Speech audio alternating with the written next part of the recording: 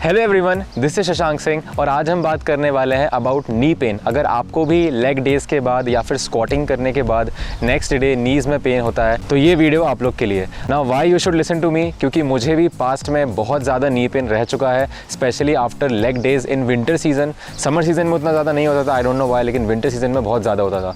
So I thought कि let's make a video on it. तो मैं आपको ऐसी 4 मिस्टेक्स बताने वाला हूँ जो मैं भी करता था और मोस्ट कॉमनली सभी करते हैं इन 4 मिस्टेक्स को। सो स्टार्टिंग की जो 2 मिस्टेक्स हैं वो काफ़ी ज़्यादा इंपॉर्टेंट मिस्टेक है, तो उनको मैं अच्छे से एक्सप्लेन करूंगा, और बाकी की 2 मिस्टेक जो एंड की है उसमें ज़्यादा एक्सप्लेनेशन की ज़रूरत नहीं है। So mistake number 1 is giving rotational forces to your knees.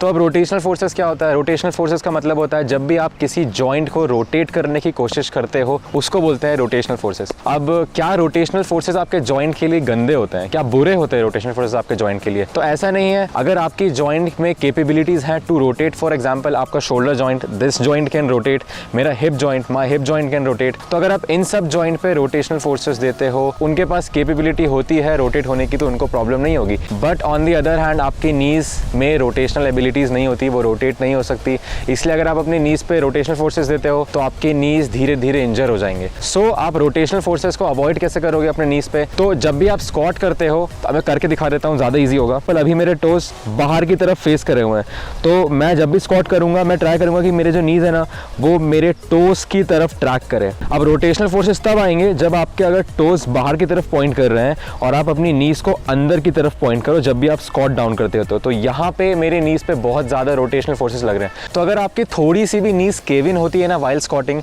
So you should avoid doing this, specially अगर आपको अभी नी पेन है। तो एक जो कंप्लीटली हेल्दी नी होती है ना उस पर आप थोड़ा बहुत अगर केव इन होता भी है तो उससे ज़्यादा प्रॉब्लम नहीं होती, लेकिन जब आपकी नी में ऑलरेडी पेन है, जिसका मतलब है कि आपकी नी में थोड़ी सी माइनर सी इंजरी है, तो उस माइनर सी इंजरी में अगर आप रोटेशनल फोर्सेस दोगे अपने नीज पे तो वो इंजरी धीरे धीरे बड़ी होती जाएगी। सो आप जब भी कोई सा भी स्क्वाटिंग पैटर्न करो, लंज करो या लेग प्रेस करो या हैक स्क्वाट करो, मेक श्योर कि आपके जिस डायरेक्शन में टोस पॉइंट कर रहे हैं उसी डायरेक्शन में आपके नीज भी पॉइंट करें। सेकेंडली, अगर आप लेग एक्सटेंशन करते हो तो लेग एक्सटेंशन में भी लोग इस मिस्टेक को बहुत ज़्यादा करते हैं। फॉर एग्जाम्पल ये लेग एक्सटेंशन है, जस्ट अज्यूम की लेग एक्सटेंशन है, बिल्कुल भी लेग एक्सटेंशन जैसा नहीं है, बट फिर भी जब भी मैं लेग एक्सटेंशन करता हूँ, बहुत से लोग होते हैं जो अपने क्वाड्स को या फिर अपने हिप्स को एक्सटर्नली रोटेट कर लेते हैं ताकि वो क्वाड्स के अंदर वाले पार्ट को ट्रेन करें। आप जब भी अपने हिप्स को एक्सटर्नली रोटेट करते हो ना लेग एक्सटेंशन पे, तो आपके नीज का नेचुरल रेंज ऑफ मोशन हो जाता है फ्रॉम इनसाइड टू आउटसाइड। लेकिन जो एक मशीन होती है वो हमेशा ही स्ट्रेट डायरेक्शन में वर्क करती है।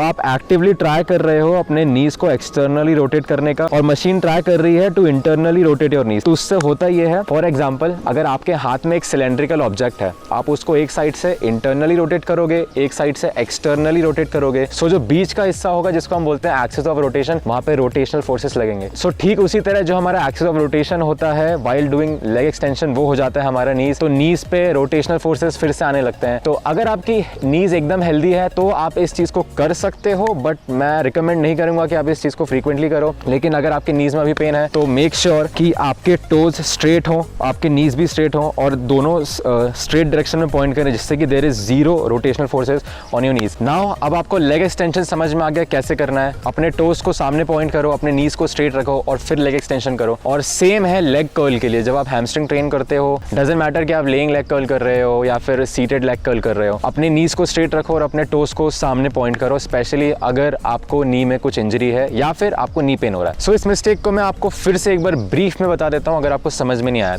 तो सबसे पहला था, जब भी आप स्क्वाट करोगे तो जिस डायरेक्शन में आपके टोस पॉइंट कर रहे हैं उस डायरेक्शन में ही आपके नीज को जाना चाहिए। सेकेंड था, जब भी आप लेग एक्सटेंशन करते हो तो अपने पैर को सीधे रखो, एक्सटर्नल इंटरनल रोटेशन करने की कोशिश मत करो to hit your different part of your quad. और सेम विद द हैमस्ट्रिंग, अगर आप हैमस्ट्रिंग ट्रेन कर रहे हो तो हैमस्ट्रिंग के आउटर इनर पोर्शन को टारगेट करने की कोशिश मत करो, अपने पैर को स्ट्रेट रखो और कर्ल करो। Now the second very common mistake is pushing with your toes. तो अब मैंने बहुत से लोग को देखा है, जब भी वो लोग स्क्वाट्स करते हैं या लेग प्रेस करते हैं या फिर हैक स्क्वाट करते हैं, तो उसमें वो लोग अपने टोज से ग्राउंड को या फिर मशीन को पुश करते हैं।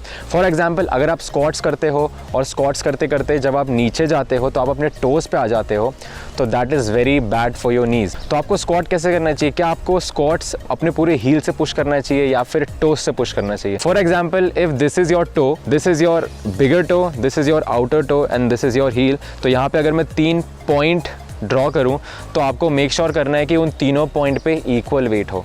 ओके, तो आपको अपने हील्स और टोज दोनों पे इक्वल वेट रखना है वाइल स्क्वाटिंग या फिर वाइल लेग प्रेसिंग या फिर वाइल डूइंग हैक स्क्वाट्स। अब ऐसा क्यों? अगर आप अपने टोज पे आते हो तो आप अपनी नीज़ की स्टेबिलिटी को कम कर देते हो। अगर आप बॉडी वेट स्क्वाट करते हो अपने टोज पे तो उससे आपके नीज़ पे ज़्यादा फ़र्क नहीं पड़ेगा, लेकिन जब आपके बैक पे बार होती है और 20-20 की 2 प्लेट होती है, उस टाइम पे अगर आप अपने टोज पे आते हो तो आपके नीज़ काफ़ी अनस्टेबल हो जाते हैं। और स्पेशली जब भी आपके नीज़ अनस्टेबल होते हैं under a very heavy load, तो आपको नीज़ में इंजरी होने के चांसेस बढ़ जाते हैं।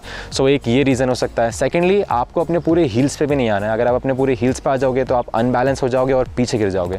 सो आपको मेक श्योर करना है कि दोनों टोज और हील्स दोनों पे इक्वल वेट हो। अगर आपको नी में पेन काफ़ी ज़्यादा है तो मैं सजेस्ट करूँगा कि आप कुछ मशीन वेरिएशन करो, लाइक हैक स्क्वाट या फिर लेग प्रेस, और ट्राई करो कि आप उसको अपने हील से पुश करो, क्योंकि मशीन्स पे आपको गिरने का डर नहीं है। इसलिए आप मशीन पे फॉर नाउ, जब तक आपको पेन है तब तक आप प्रैक्टिस कर सकते हो कि आप अपने हील से पुश करो। So that was the second mistake कि आप अपने हील्स और टोज पे इक्वल टेंशन रखो। अगर आपको ज़्यादा पेन है तो अभी के लिए, फॉर लिमिटेड टाइम, अभी के लिए, जब तक आपका नी पेन नहीं चला जाता तब तक के लिए अपने हील से पुश करो। सो अगर आप ट्रेडमिल करते हो तो आप लोगों ने नोटिस किया होगा कि जब भी आप ट्रेडमिल पे जिस दिन ज़्यादा रनिंग कर लेते हो उसके नेक्स्ट दिन आपको नी में पेन होता है। नाउ अब जो थर्ड मिस्टेक है वो उनके लिए है जो बहुत ज़्यादा ट्रेडमिल को यूज़ करते हैं। सो वो मिस्टेक है running on a flat treadmill. इसका मीनिंग ये है कि आप जब भी ट्रेडमिल पर रन करते हो, मेक श्योर कि ट्रेडमिल थोड़ी सी इंक्लाइन है, क्योंकि जब भी हम नॉर्मली चलते हैं या फिर भागते हैं तो हम थोड़े से आगे की तरफ लीन रहते हैं ताकि हमारा सेंटर ऑफ मास आगे हो, ताकि हम आगे चल सके। लेकिन जब हम ट्रेडमिल पे भागते हैं या फिर वॉक भी करते हैं तो हम एकदम स्ट्रेट खड़े रहते हैं। सो उसकी वजह से हमारे नीज़ पे धीरे धीरे पेन आने लगता है। इसलिए आप जब भी ट्रेडमिल यूज़ करो, मेक श्योर कि आप ट्रेडमिल को थोड़ा सा इंक्लाइन कर देते हो। बहुत ज़्यादा करने की ज़रूरत नहीं है इंक्लाइन, अगर आपका मन है तो आप कर सकते हो, लेकिन अगर आप थोड़ा सा भी ट्रेडमिल को इंक्लाइन कर दोगे तो आपको नी पेन होना बंद हो जाएगा। सो अभी तक मैंने आपको जितनी भी मिस्टेक्स बताई, अगर आप इनमें से एक भी मिस्टेक्स नहीं कर रहे हो और फिर भी आपको नी पेन हो रहा है तो इसकी वजह है कि आप ठीक से वार्म अप नहीं कर रहे हो या फिर मोबिलिटी एक्सरसाइजेस नहीं कर रहे हो। सो जब भी आप स्क्वाट्स करते हो, अपने हैवियर कॉम्पाउंड मूवमेंट की तरफ जाते हो, तो मैं सजेस्ट करूंगा, अगर आपको अभी नी पेन हो रहा है तो आप थोड़े से लेग एक्सटेंशंस कर लिया करो या फिर बॉडी वेट स्क्वाट्स कर लिया करो 3 से 4 सेट, जिससे कि आपके नी जॉइंट में थोड़ा सा ब्लड फ्लो बढ़ जाए। उसके बाद अपने हैवियर कॉम्पाउंड मूवमेंट पे जाओ। And the best advice that I will give you to avoid knee pain is mobility exercises.